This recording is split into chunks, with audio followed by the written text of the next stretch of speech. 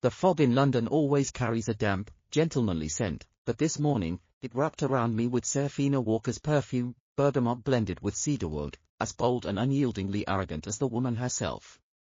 I stared at the red high heels she planted on the reception carpet of the firm's revolving door, my knuckles unconsciously tightening around the project documents in my hand. "Mr. Thorne," she said, her hair brushing the lapel of her beige coat as she turned, a familiar sneer playing at her lips. "Is your Old Town reconstruction plan still stuck in the era of preserving Victorian chimneys?" She swirled the coffee cup in her hand, the brown liquid curving against the bone china. After all, some people's designs are just like the guards at Buckingham Palace, stuck in their ways. I arched an eyebrow and slammed the documents down on the reception desk, the maple surface emitting a soft thud. "Better than turning residential buildings into glass cubes, Walker," I emphasized her last name, just as I had in every bidding war over the past 3 years. "Do you plan to make the elderly on the top floor use binoculars to watch their neighbors' breakfast every day?" Lucy, the receptionist, held back a smile as she handed over the sign-in sheet. The scratch of her pen on paper carried a cautious deference. Everyone in London's architecture circle knew Elias Thorne and Seraphina Walker were arch-rivals. Our rivalry had begun with the graduation project competition at Cambridge School of Architecture, and it had only intensified when we joined competing firms, vying for the same landmark projects. Our names were always mentioned in the same breath, like the twin bridges over the Thames, seemingly opposed, yet inseparable. This morning's project was the expansion of the art gallery in Kensington. The client had deliberately scheduled our 2 firms' presentations back-to-back, clearly eager to watch us clash. As I sat in the waiting area organizing my blueprints, my peripheral vision kept drifting to Seraphina. She was frowning at her phone, her fingers tapping rapidly on the screen, her cream-colored scarf slipping off her shoulder to reveal a slender neck. I suddenly recalled the rainy night last week when I'd run into her outside the office. She'd been standing at the bus stop clutching her laptop, her expensive coat soaked through by the downpour, yet she'd held her folder tightly to her chest. I'd originally planned to speed up and splash water on her. It was our unspoken prank, but when I saw her red, chilled nose, my hands had moved the steering wheel against my will. "Get in," I'd said, making my tone as impatient as possible when I rolled down the window. "If you wait any longer, your glass cube designs will turn to pulp." She'd frozen for 3 seconds, forgetting to wipe the water droplets from her eyelashes, before yanking open the passenger door and tossing her soaking scarf onto the floor mat. "Have you had a change of heart, Mr. Thorne? Or are you trying to sneak a peek at my draft plans?" I didn't reply, just silently turned up the air conditioning. As the warmth filled the car, I caught a whiff of rainwater in her hair, mixed with her perfume, a combination that was surprisingly pleasant. She stared at the red double-decker buses passing by outside, then suddenly spoke up. "I read that article you published in *Architectural Review* about low-carbon materials." "And?" My grip on the steering wheel tightened. I'd pulled 3 all-nighters to write that piece, and it had earned plenty of praise, but her opinion, the one I'd secretly waited for, had never come. We were never shy about criticizing each other, but when it came to compliments, we were inexplicably stingy. "The data citation at the end is wrong," she said, turning to look at me. The street lamplight caught her eyes, turning them into pools of scattered sparkles. "In the 3rd section, the carbon emission calculation for concrete missed the transportation phase." I nearly hit the brakes by mistake. That night, I'd finally given in and argued with her all the way home, from carbon emissions to the conflict between classicism and modernism, until I dropped her off at her apartment building, and the rain still hadn't let up. She'd turned back suddenly before getting out. "Elias," she'd said, using my first name for the first time, "lend me your scarf. I'll return it tomorrow." That dark grey cashmere scarf still hung in my closet, the faint scent of bergamot lingering at the neckline. "Mr. Thorne, it's your turn to present." The client's assistant's voice jolted me back to reality. As I stood up, Seraphina was just walking out of the presentation room. Her high heels clicked sharply against the floor, and as she passed me, she whispered so only I could hear, "Don't mess this up. I don't want to beat someone who's not at their best." I stared at her retreating figure and suddenly noticed that her coat was the exact same shade as my cashmere scarf. The presentation went smoothly, until the client mentioned integrating the art gallery's glass curtain wall with the surrounding plane tree forest. I paused, and out of the corner of my eye, I saw Serafina frown beside the projection screen. She wasn't part of my team, but the moment I hesitated, she tapped gently on the conference room door. "Sorry for the interruption," she said, walking over to me and pointing to a corner of the blueprint. "You could use gradient translucent glass here. It won't affect the tree's photosynthesis, and at night, it'll create a flowing tree shadow effect." Her fingertips were just 2 centimeters from the back of my hand, and her warm breath brushed my wrist.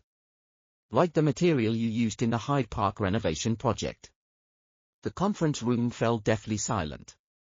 The client representative stared at us in surprise, and my partner, Thomas, practically gaped. I could feel Serafina's fingertips trembling slightly. She must have realized how unusual her gesture was. She pulled her hand back quickly, her ears turning red as she turned away. After the presentation, I cornered her at the cafe downstairs from the firm. She was sitting by the window, stirring a cup of hot chocolate, a dab of cream on the corner of her mouth, like a cat that had stolen a sip of milk. "Why did you help me?" I pulled out the chair across from her, and the scent of coffee mixed with her perfume wafted toward me. She wiped her mouth with a napkin, her gaze drifting to St. Paul's Cathedral outside the window. "I just didn't want a good project to be ruined by a detail." She paused, then suddenly met my eyes. "Elias, do you think I hate you?" I froze. It was a question I never considered. We'd stolen projects from each other, argued publicly at academic conferences, and even nearly come to blows in a bar over supporting rival football teams, but hate had never crossed my mind. Just as Londoners couldn't live without fog, I'd grown accustomed to her presence. "I don't know," I admitted honestly. "But I do know that when you're not at a bidding meeting, something feels missing." Her eyes lit up, like starlight on the Thames. When the waiter set my Americano down, she suddenly said, "There's a violin concert at Covent Garden next Wednesday night. I have 2 tickets. I stared at her hands, which were clutching the cup so tightly they'd gone white, and suddenly smiled. So all those deliberate arguments, those unplanned acts of kindness, and the way she looked at me behind her sneers, they hadn't been my imagination. Covent Garden was packed on Wednesday night. Warm yellow light filtered through the stained glass windows onto the stone paths, and the sound of a violin drifted from the open-air theatre, mixing with the laughter and applause around us. Serafina was wearing a navy blue dress, her hair pulled up into an elegant bun that exposed her smooth shoulders. "I used to come here a lot as a kid," she said, pointing to the carousel in the distance. "My mom would buy me a strawberry ice cream, and we'd sit on the steps and listen to the music." I went to buy 2 strawberry ice creams and handed one to her. She raised an eyebrow in surprise. "How did you know I like strawberry?" "Last time at the bar, you stole my beer but pushed the strawberry liqueur toward me." I took a bite, and the sweet taste spread across my taste buds. "And your office drawer always has strawberry hard candies." Her ears turned red again. She lowered her head and licked the ice cream. "Elias Thorne, have you been watching me this whole time?" The violin music suddenly swelled. I looked at her profile, softened by the lamplight, and my heart raced like it was about to burst out of my chest. I reached out and brushed her fingertips gently. "Since the first time I saw you in the Cambridge Library. I've been watching ever since." That night, we didn't define our relationship, but we walked along the Thames for hours, like all couples in the ambiguous stage. She'd point to the London Eye in the distance and say, "My first small installation was designed right around there," and I'd reply, "I remember, I criticized it for being too flashy at the review meeting," and then we'd both laugh. When we parted, she kissed my cheek softly, leaving the sweetness of strawberry ice cream on my skin. "Elias, when the project results come out tomorrow, no matter who wins, we need to talk properly." When I got back to my apartment, I found that the cashmere scarf was gone from my closet. In its place was a note, written in Serafina's neat handwriting. "I washed the scarf. I'll return it next time we meet. P.S. Your designs are better than I thought, by a little bit."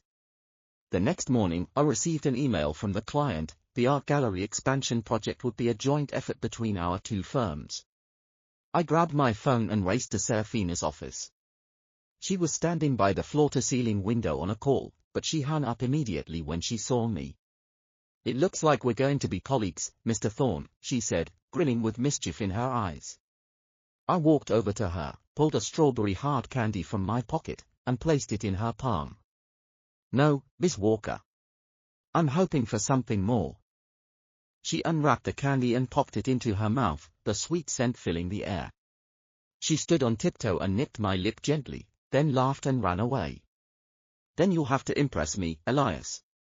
In the days that followed, we spent countless hours on the project site, worked late into the night at the office together, and discussed design plans over coffee in the early mornings.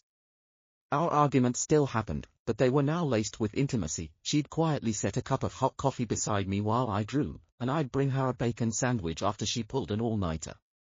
She'd tease me for being too conservative in my designs, and I'd joke about her overly radical aesthetic, but every argument always ended with us finding the perfect middle ground. Once, we were inspecting the steel structure at the construction site when it suddenly started pouring. I took off my suit jacket and wrapped it around her, then pulled her into a nearby pub to take shelter. Her hair was damp from the rain, sticking to her cheeks, making her look surprisingly soft. "Elias," she said, holding a cup of hot cocoa and looking at me seriously. "When did you start liking me?" I thought back to that afternoon in the Cambridge Library. She'd been sitting by the window in a white dress, reading a book on architectural history, the sunlight gilding her hair. I smiled. "Since you stole the only copy of modernist architectural thought from me." She froze for a moment, then laughed. "So you were that boy who glared at me for half an hour? I thought you were mad because I took your seat." We talked about so many things from the past, our graduation project competition, the nervousness of our first bidding war, all the days we'd mocked each other but couldn't help paying attention. It turned out we'd stepped into each other's lives a long time ago, we'd just been too proud to say anything first. When the rain stopped, I held her hand as we walked out of the pub. The setting sun stretched our shadows long across the ground. She suddenly stopped and turned to hug me. "Elias, I've liked you for a long time. Not because of your designs, not because we're rivals, just because you're you." I tightened my arms around her, holding her close, and breathed in the familiar scent of her perfume. "Me too, Serafina. Always." On the day the art gallery project was completed, there was a grand opening ceremony. When the host called our names, Serafina took my hand, her fingertips warm and firm. I looked at the building in front of me, a blend of her beloved modern glass curtain walls and the vintage lines I insisted on, and suddenly realized that the best love, like the best design, wasn't about one person compromising. It was about two people merging into something better. At the celebration dinner that night, Thomas came over with a glass of wine, teasing, "I knew there was something going on between you two. Every time you argued, it was like foreplay." Serafina laughed and hid behind me. I put my arm around her waist and said to Thomas, "Next time we have a project, don't pitting us against each other again." After the dinner, Serafina and I walked along the Thames. The London Eye glittered brightly, its lights reflecting on the rippling water. She leaned her head on my shoulder and whispered, "Elias, do you think we're an example of from enemies to lovers?" I bent down and kissed her forehead, my voice soft. "No. We were meant to be." She looked up at me, her eyes full of starlight. "Then let's never be rivals again." "Deal," I said, squeezing her hand. "From now on, we'll only be lovers. And the best partners." London's fog began to roll in again, but this time it didn't carry a damp chill. Instead, it wrapped around us with the scent of bergamot and cedarwood, and the sweetness of strawberry ice cream. I knew that from the moment Serafina stepped into that conference room to help me, from the moment she returned my washed scarf, from the moment she kissed me on the steps of Covent Garden, my misty city had finally found its warmest light. Later, people would ask us if it was awkward, being former rivals who were now lovers. Serafina would always laugh and say, "No. Because we know each other's strengths best, and we're well aware of each other's flaws. That's what makes this love so solid." And I'd always add, "Besides, when we argue, I never have to worry about not having someone to debate architectural styles with." Just as London can't live without fog, and the Thames can't exist without its bridges, I can't live without Serafina Walker, my former rival, my lover, and the sweet beginning of the rest of my life. As the days passed, our collaboration on the art gallery project became the talk of the London architecture scene. Reporters wanted to know how two arch-rivals could work so seamlessly together, and would always exchange a smile before giving the same answer, because we understand each other's vision better than anyone else. It was true, where I saw tradition, she saw innovation, and together we turned those seemingly conflicting ideas into something extraordinary. One weekend, we visited the art gallery together, watching as families wandered through the new wing, children laughing as they chased the shifting tree shadows cast by the gradient glass. Serafina took my hand and led me to a quiet corner, where a small plaque bore both our names. "You know," she said, running her finger over the engraving, "I never thought I'd be proud to have my name next to yours." I wrapped my arm around her shoulders. "Neither did I. But I'm glad it is." That evening, we went back to Covent Garden, just like we had on our first date. The carousel was still spinning and the violin music was just as beautiful. I bought her another strawberry ice cream, and this time, she didn't hesitate to lean against my shoulder as we sat on the steps. "Remember when I asked you if you'd been watching me?" she said, her voice soft. "I'd been watching you too. Since that day in the library." I turned to look at her, and in the lamplight, her eyes were shining. "Why didn't you say anything?" She shrugged, a playful smile on her face. "Because you were so busy glaring at me over that book. I thought you hated me." I laughed and kissed her forehead. "I never hated you. I just didn't know how to talk to you." It was funny, really, all those years of pretending to dislike each other, of hiding our feelings behind sarcasm and competition, when all we needed was a little courage to be honest. But I wouldn't change a thing. Those years of rivalry had taught us how to stand our ground, how to argue fiercely but fairly, and how to appreciate each other's strengths even when we didn't want to admit it. As winter approached, London's fog grew thicker, but our apartment was always warm. Serafina had moved in with me a month after the art gallery opened, and our home was a mix of our two styles, her bold, colorful art on the walls, my collection of vintage architectural books on the shelves, and a drawer in the kitchen filled with strawberry hard candies. Every morning, I'd make her a cup of hot cocoa with extra cream, and she'd leave sticky notes with encouraging messages on my laptop before I went to work. One morning, I found a note that made me smile. "Don't be too conservative in the meeting today. But not too radical either. Love you." I folded it up and put it in my wallet, next to the ticket stub from that first violin concert. Some people might say that love between two rivals is messy, but to me, it's perfect, because it's ours, built on years of understanding, respect, and a little bit of stubbornness. A few months later, we won another big project, a new community center in Battersea. At the bidding meeting, when the client announced our names, Thomas winked at us from the back of the room. As we walked out together, Serafina squeezed my hand. "Another project, another chance to argue," she said, teasing. I pulled her close and kissed her. "Another chance to make something amazing together. That's better." That night, we celebrated at a small pub near our apartment, the same one we'd hidden in during the rainstorm. The bartender, who'd gotten used to seeing us together, brought us 2 pints of beer and a side of strawberry liqueur. "On the house," he said, nodding at us with a smile. As we clinked our glasses, I looked at Serafina, and I knew that no matter how many projects we worked on, no matter how many arguments we had, I'd always be grateful for that rainy night when I'd stopped my car and asked her to get in. It was the best decision I'd ever made.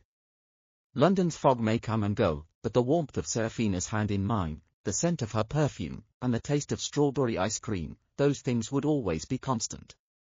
She was my rival, my partner, my love, and in this misty city that we both called home, we'd found our happily ever after, one architectural design and one sweet moment at a time.